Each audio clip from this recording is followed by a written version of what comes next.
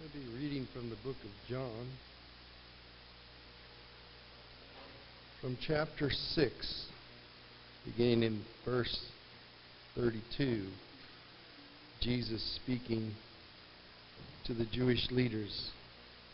Jesus said to them, "Very truly I tell you, it is not Moses who has given you the bread from heaven, but it is my Father who gives you the true bread from heaven.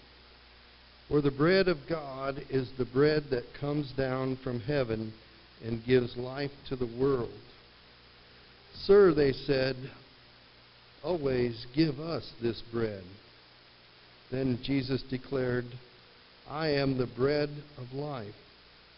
Whoever comes to me will never go hungry, and whoever believes in me will never be thirsty."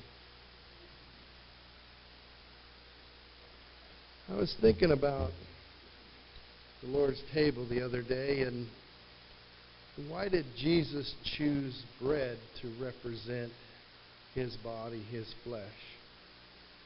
And you have to kind of start to think in the first century mindset and in the mindset of the Jewish people. And to the Jewish people, bread represented life. And Jesus is the bread of life. He told some of his followers, "Unless you eat of my flesh and drink of my blood, you can have no part of me." And many of them left him because they didn't understand.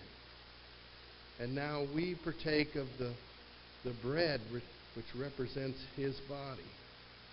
And in partaking of the bread that represents his body, we partake in his death, burial, and resurrection.